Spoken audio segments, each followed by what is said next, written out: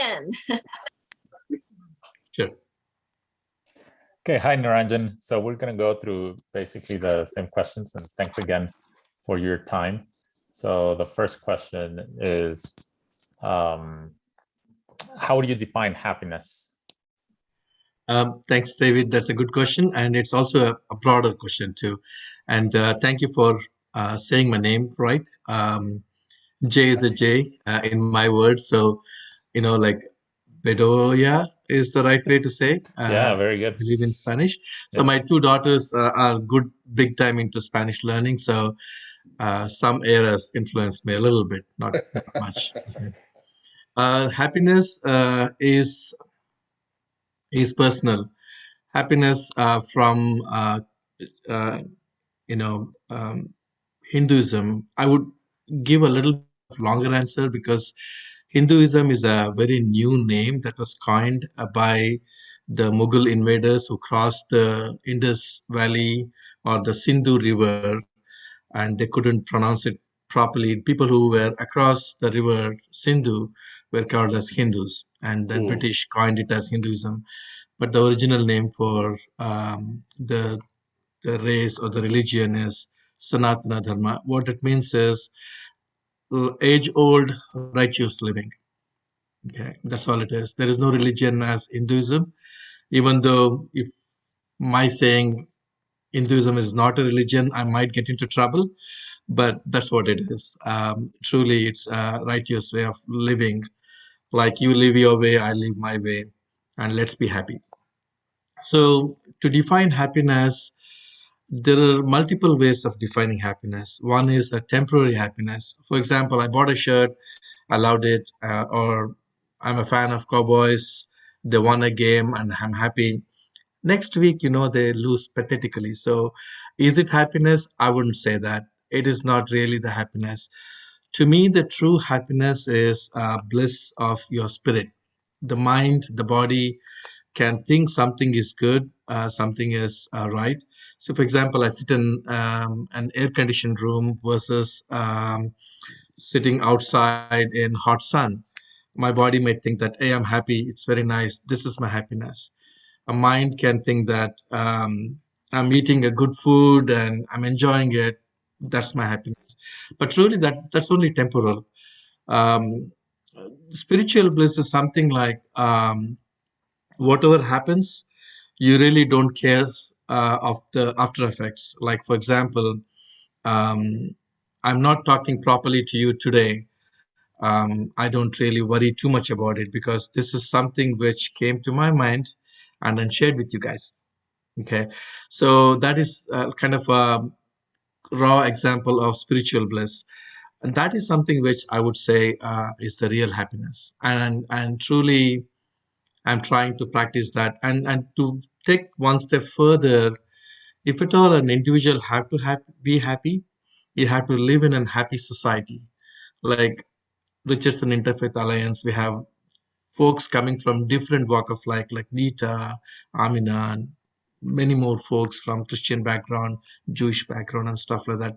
When we see each other after a long time, or even on a video, we have these big smiles, and we don't have to think of smiling, but it just happens. That's something which is a happy society. And if I have to live in a happy society, I have to be one of those who contribute happiness to the society. I think that's what makes a happy world in the end. And one, how do you experience? Probably one of you might ask, how have I experienced true happiness?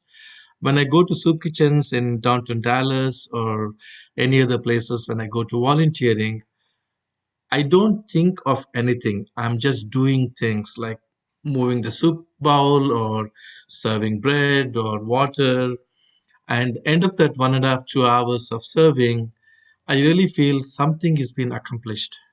And that is the true bliss. I don't even have to think about having that. It does happen by itself. Long answer, sorry. That's great. That's a lot of new things for me. Thank you. And what qualities would you say make a person successful in life? I think Amina touched a few things which I really noted down and said, yes, this is what I wanted to say. So I'll try to change my answer now. Um, Success in a physical plane can be,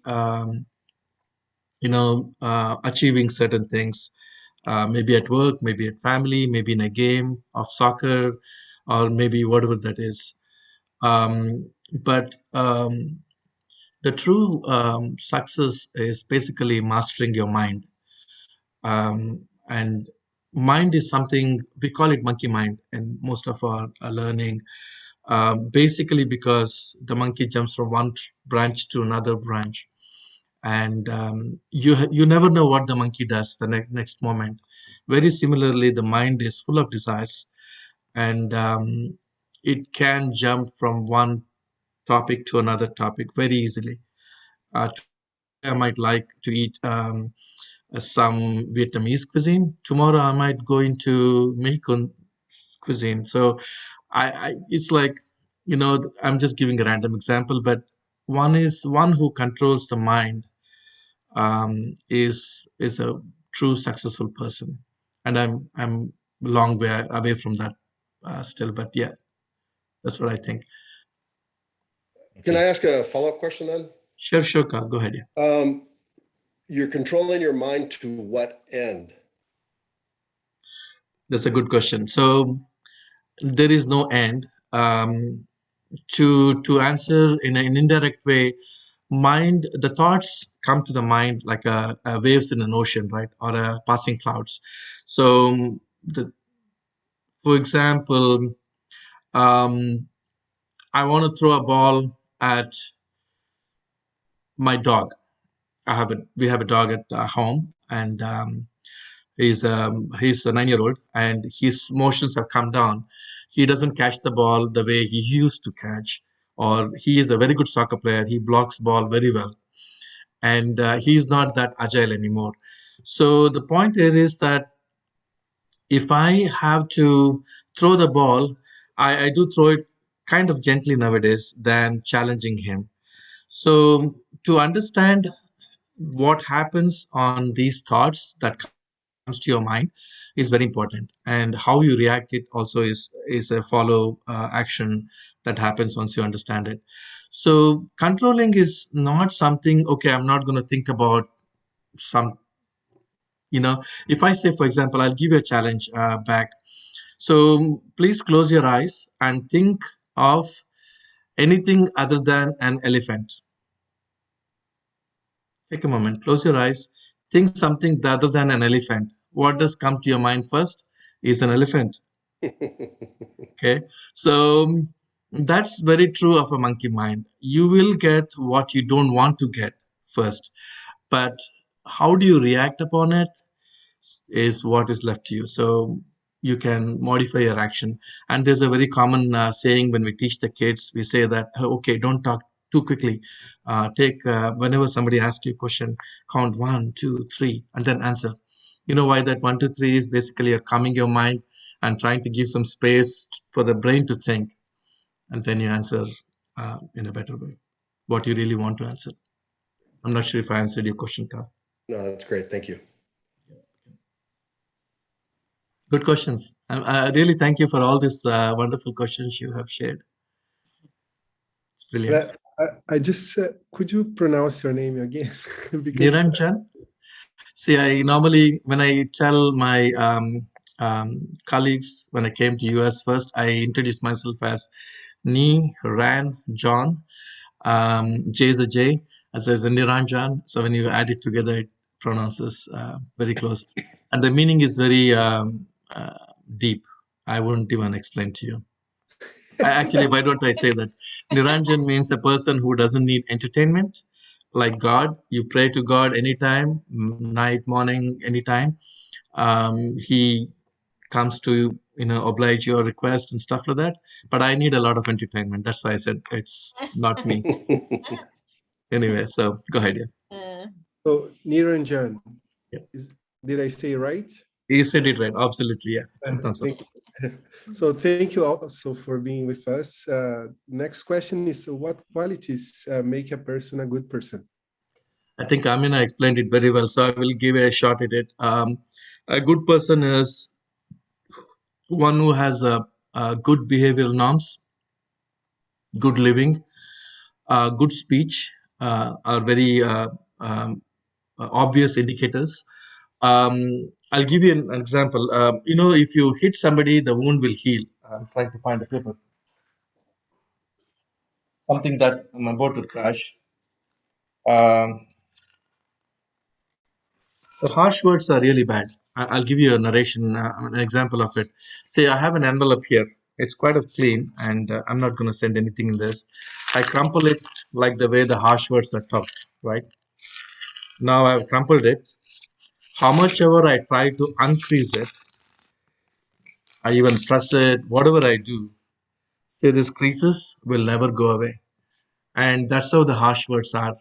So somebody who doesn't speak harsh words, he may think harsh, but it doesn't come out of his mouth, is also a good person to me because he's not harming anyone. And by nature, we have our own opinions, uh, own judgments. It's not the justice of God, but it's the justice of man, and that man can be millions of people around us. So we might have our own judgment and also our own maturity level. So it's very hard for individuals to not say something harsh, even if it is truth. And in Hinduism, I'm saying Hinduism because it's easier to understand. In Sanatana Dharma, the one thing they say is if you have to tell truth and it is going to hurt somebody, don't say it. So even though it may be truth, but you don't have to say it. And I think Chansey wants to join us too. So he's trying to come here and ask me something here. So, Chansey, you said 10 more minutes, 15 minutes. Okay. Goodbye. Sorry about that. Yeah. Did I answer your question, Marcelo? Awesome. Thank you. Yeah, thank you so much, Niranjan. It's really really interesting to hear your thoughts. And as you know, we have different ways of view, and this is about worldview. It's such a great time. I really appreciate it. Following the questions about you spoke words like truth, to the good and bad. How do you, or not making some a person feel bad, even you have to say the truth, you don't say it. In the same way, going to the next question, are there any absolute or objective standards of right and wrong? Where is that coming from? I will add in a different way. What is that coming from your perspective? If there's any. It is, and it is very tough question too. So, um, this is something which I quote Satya Sai Baba, who was a spiritual teacher I follow, and my wife is a Dallas Sai Center president currently. So it's a voluntary group, and Satya Sai Baba once said, "Humans are bestowed with discrimination power." He said Viveka in Sanskrit word, but Viveka means discrimination loosely, awareness or discrimination. So the discrimination is basically to learn what is right from what is wrong, what is good and what is bad. So these are the things which are part of our day-to-day life. I mean, take spiritual life or day-to-day life, everything is connected here. So to know what is good, there should be bad. Like, to know what is white, you should have black, right? So it's very much intertwined. And I think to have the discrimination, to exercise the discrimination is very important. And one should not hurry and, respond to a question or an action. I think we should discriminate. Is it good? Is it good for me? Is it good for a lot of people think what is in it for me, right? WIFM, it's a very management term. What's in it for me? WIFM. But what is in it for me and for others also? Like the way we say there is this golden rule for everyone. Every religion has a golden rule, and I went through, because I'm part of the Interfaith Alliance, I went through few of them, and they all talk almost the same. Do good, be good, that kind of a thing. So how do we do good is subjective. People who are in a place where they can help the society is good. People cannot do good. Let us not harm. Let us not add more trouble to the already troubled world. Let us be, that kind of an awareness comes into individuals. That's what I think will drive the standards of individuals, Oliver. And again, in Hinduism, there's a word called chit, chit, chit. It means awareness, consciously thinking of what is right and wrong. And when I was teaching the Sai children program on Sundays, I used to tell them to do an exercise called self-auditing. This came to me when I was trying to see how do I teach this self-learning, right? And all they had to do is end of the day, turn off the lights, because science says that 90%, actually 70% of our actions are triggered by the sight. You shut the eyes, you have 70% of more capacity to think via the brain.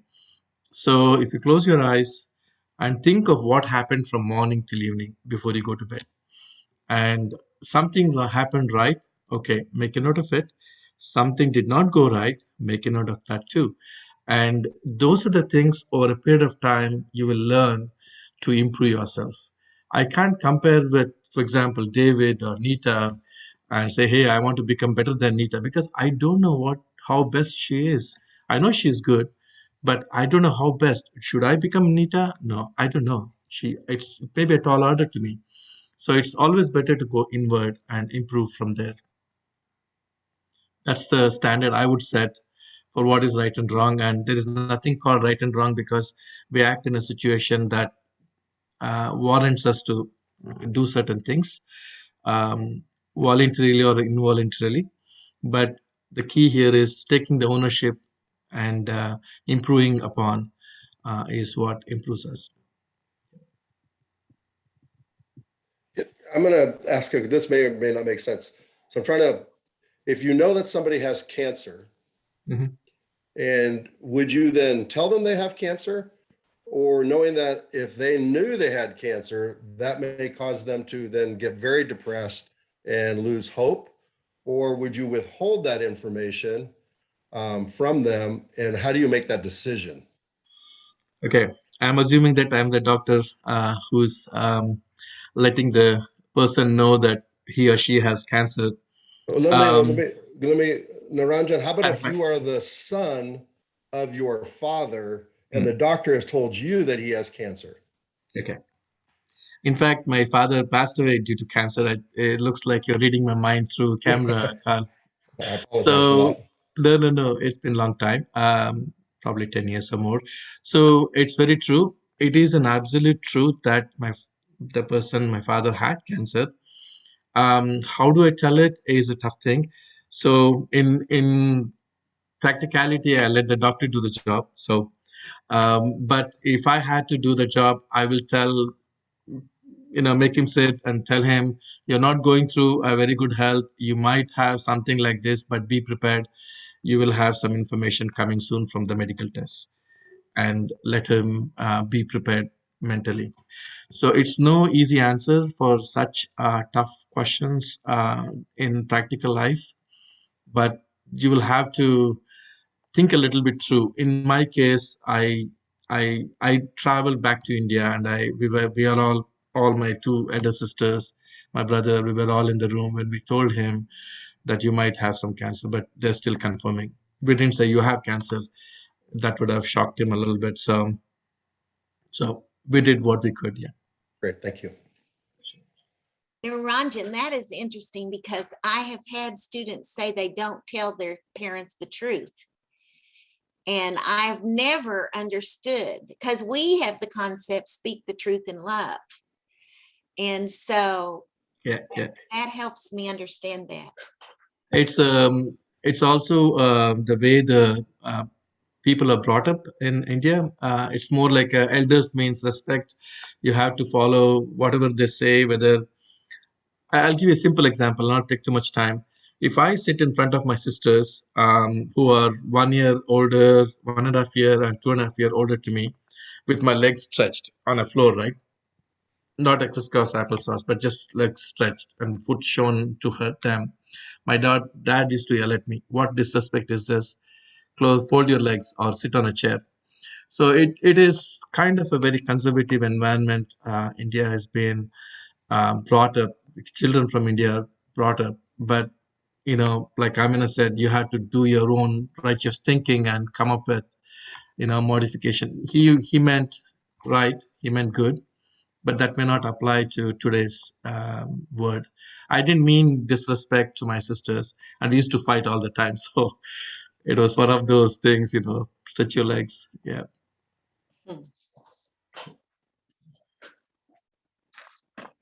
Niranja. Yes, Elsa. So the next question talk about, like, with everything that we are listen from price.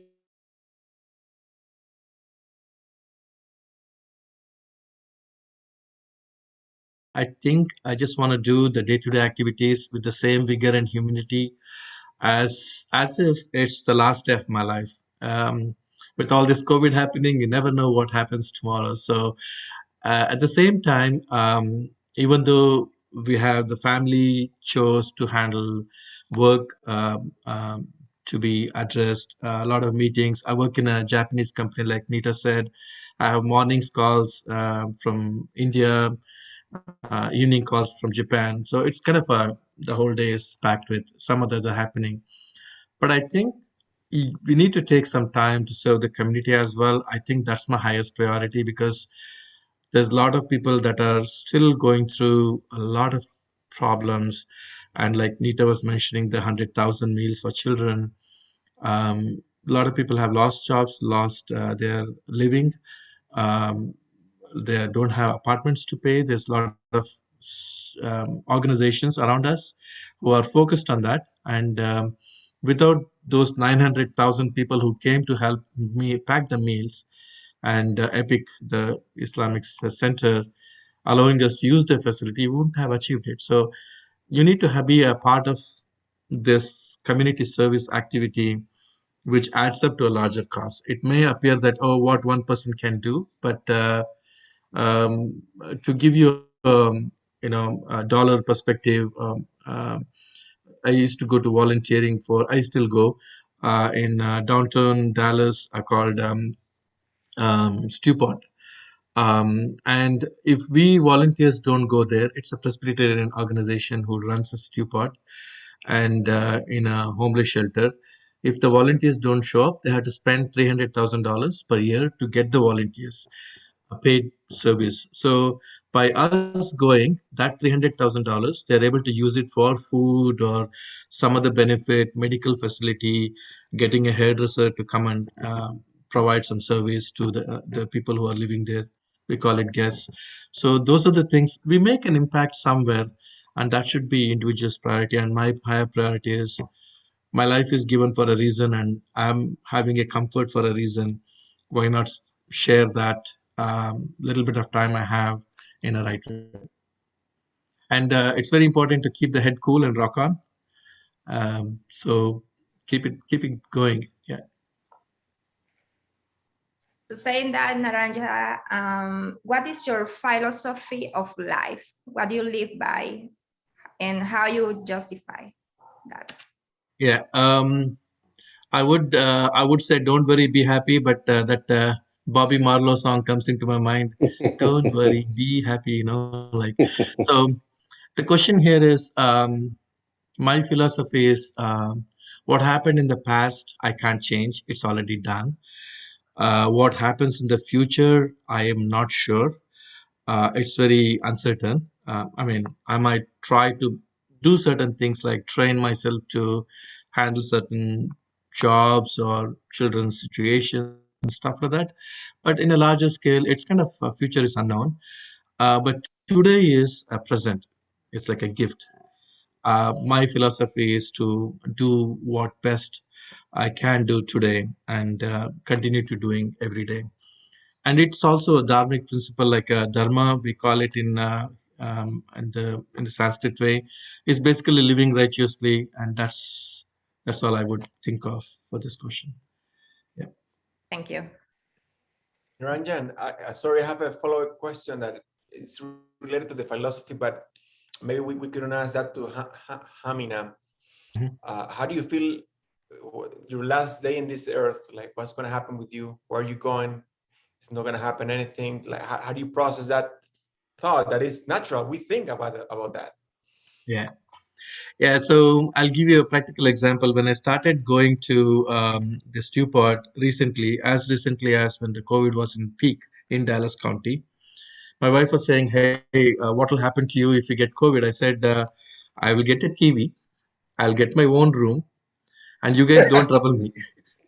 So it's like freedom to me, like my last day, I would like to enjoy it as much as possible. So to be on a serious note, I think that last day will come to me, and it may come knocking my door and telling, hey, it's your last day, or it might not even tell me that it's going to be your last day. So Oliver, I'm not thinking of my last day so that I don't have to worry about it. Let the last day stay wherever it is, and when it hits me, let it hit me. So, and to me, it's pretty simple. Everybody is born will die, like Buddha said. Gautama Buddha, the Buddhist, believe he was like a doctor. He gave prescriptions. Life is going to be miserable. Your body will decay. You will die, right? So I'm quoting. I'm kind of making my own summary here, but they have those steps that Buddha gave, and one of them says you're born, you're going to die. What you do in between is what matters. So I really am not worried so far. I'm having good health, but if tomorrow I fall sick and pass away, you know, I tell my kids too, if I become vegetable for whatever reason, put me in a nursing home, just do what you have to do. It's your life. So do the right thing. So Thank you. Thank you.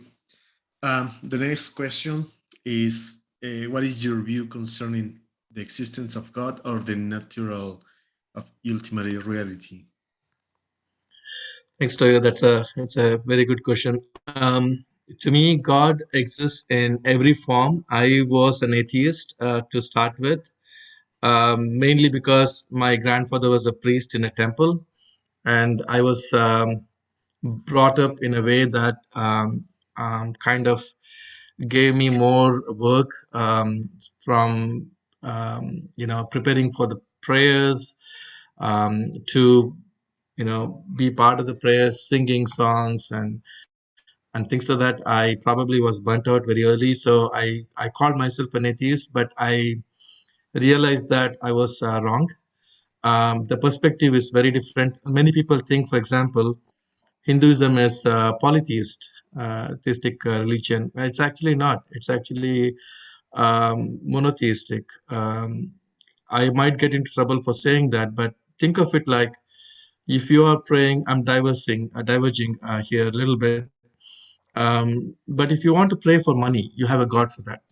If you want to pray for removal of obstacles, you have a God for that. So take out the form of these gods we have and look into the inner meaning of what that is. You are channeling your prayers in a very focused way. You're asking for money, you know that exact thing you want. You may not know how much you want, but you know what exactly you want. I'm asking Goddess Lakshmi, she's the control of the money, and we say, please offer me this because I'm going through trouble. There's a health god, when you're traveling, protection god. So there are a lot of things like that. So in that sense, God is everywhere. You just have to channel your prayers towards a particular energy level, in certain form. I mean, so many of us, like Islam teaches, no form, right? Allah is God. but there is no form for that God. It's a formless God. For common man, it's very hard to connect to a God, which even the Genesis says God created humans in his form, in his image, right? So it's very easy to connect to a form and think of Lord Shiva or something like that, and pray. And the key part is your prayers is all what matters. How do you pray? Whom do you pray? It doesn't matter. It's all going to one God. And Hinduism is more into kind of helping different walk of life in their spiritual path. I might be under progressed compared to my daughters and my dog. They may be very spiritually evolved. So each one of us will practice in our own way. So that's where the existence of God comes, and how people pray is different. It's there all the time. Long and short, science needs evidence to prove that dinosaurs existed by way of fossils and stuff like that. But when science cannot explain something, that's where the spirituality begins, and you can easily answer any questions using spirituality and God. Like simply saying that good is God, God is good. And Sai Baba said, God is love, live in love. As far as we can love our neighbors, Bible says love thy neighbor as well. So as far as we can, not just the neighbor on either side, but the community and wherever we carry ourselves, that's what matters. And seeing God in everyone, like you and Toyo and Elsa and stuff like that, is also very important. And I'm following Satya Sai Baba because the principles, the teachings are very simple and I can understand easily. Instead of learning Sanskrit, and Sanskrit has too many variations and the contextual as well. So Sai Baba says, I'm God, you are God. You haven't realized it. So once you realize you are God, you can, you can see everybody has God. Thank you, Niranjan. The next question is, in your view, what is the most basic or fundamental human problem? I think Aminaji also said there are a lot of things that are missing, but I think many problems are lack of discrimination. Think of it like humans. I got into trouble in one of my classes when I said humans are bestowed with the power of discrimination. One girl asked me, she was like a 12, 14-year-old girl. She asked me, do you mean that dogs don't have discrimination or cats don't have? They know what is milk and what is not milk. So I told them, I was answering this class that lack of discrimination, don't think in that way. Can the cat think of a moon? And at the same time, can the cat think of an ant that is so tiny? That's the discrimination humans are bestowed with. We can think of the whole universe, the whole cosmos, but at the same time, I can think of something very small like a pen or an ant. That's the discrimination part. So there are other things which, the golden rule, for example, do unto your others that you would do unto yourself. It only applies to me. I mean, when people, it's concerned people, I don't apply really. I might preach, I might not follow it. So that's another problem.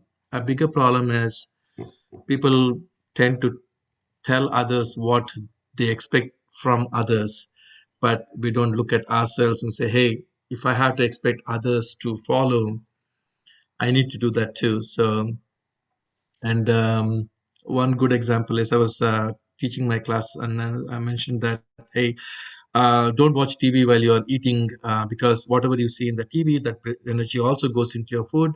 That's not good for you. And I was watching NFL game, and obviously I'm eating. So and my daughter comes. The second one was really small, 6, 7-year-old. Nita knows her well. And she comes and said, Daddy, you're eating and watching TV. I said, oh, yeah, I will stop, sweetie. I will stop. Okay. And the next thing, I get a small staple pin in my rice.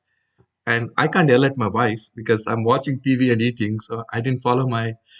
So long answer short, you need to practice what you preach. It goes everywhere. And also the ego, right? Once you remove that ego, you'll be able to love everyone.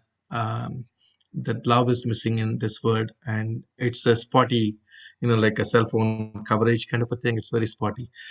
Love comes and goes. It should be always, unlimited and unconditional love. So, yep, Thank you very much. welcome. Everyone is saying your name, so I want to say it as well, Niranjan. There you go, Vanya.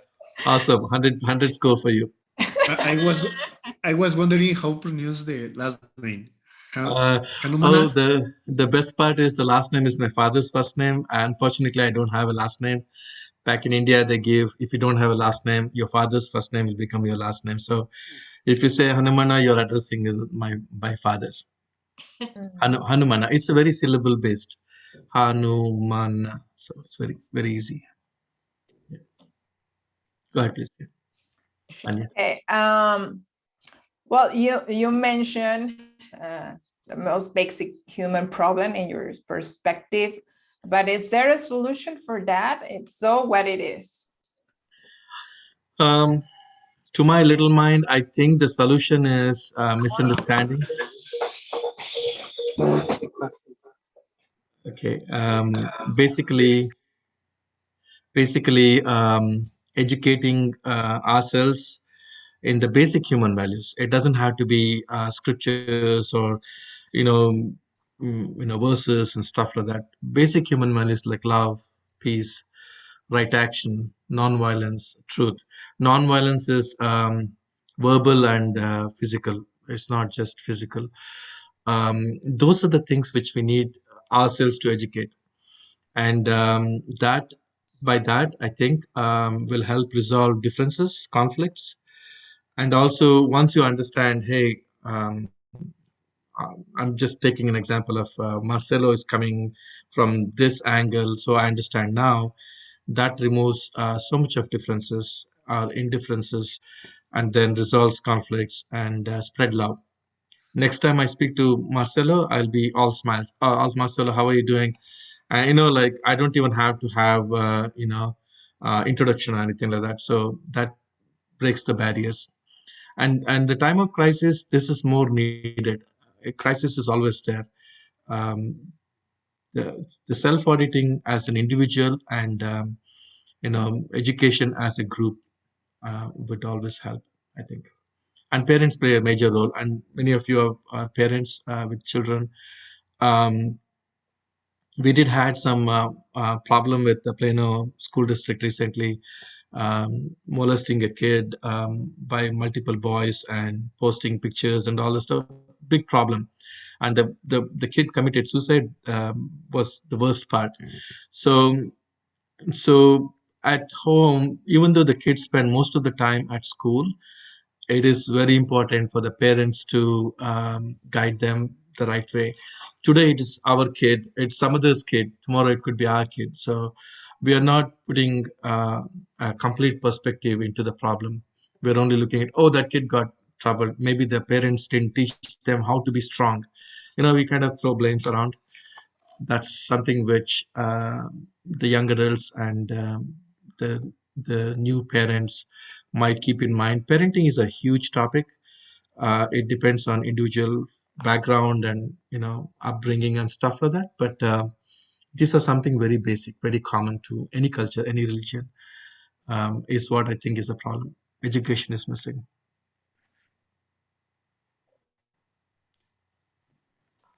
And the last one, what question do you most wish you could answer in your life?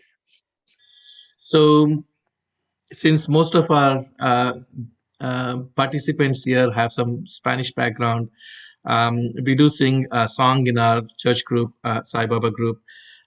Is that I'll say one line and you probably understand this if I say it right. Un solo Dios eres tú mi Señor. So there's only one God, and that God is you, right? It could be Jesus, it could be Krishna, or it could be anybody, right? Allah. So we sing this song quite often in our church, in a Sunday group. I think realizing that there is one spiritual goal for every one of us, to realize that God, whoever that is, that applies to you, and be that. Like, God can never be bad. God can only be good. So be that God in your practice, in your day-to-day practice is one thing. And I'll give you an example. It's a learning curve, right? So I used to always ask kids, what's life? You know, we used to sit in car and go to music class or swimming class. There's a 15-20 minutes of no escape for them. So just to ask them, what's life? Right? So, and the answers were different over a period of time. Initially, the girls were saying, you know, life is like eating ice cream. You're enjoying it, but it's very short-lived, right? And then came the answers like, we are on a road trip. They say, Daddy, our life is like a winding roads. You know where you're going, but you don't know the destination, right? So they used to play around with me and throw me this. They thought it's silly, but it's very deep questions, answers. So to me, if I know the specifics of my life, or the purpose of my life, would be helpful. Instead of trying to be good, do things, do that, do this. If there is something specific, like, hey, you are born to handle this problem, or you're born to handle yourself, be a better person. I would love that to know, but I don't think there's going to be an answer for that. I'm still figuring out what's my purpose of life. So that's a big question for me. Of course, it's probably for the same to every one of us. Oh gosh, we just thank you, Niranjan. And Thank you very much. I don't know if Amina is still on here where she can hear, but both of you, oh, she is. So this was very meaningful. It's given us so much to think about. I've learned,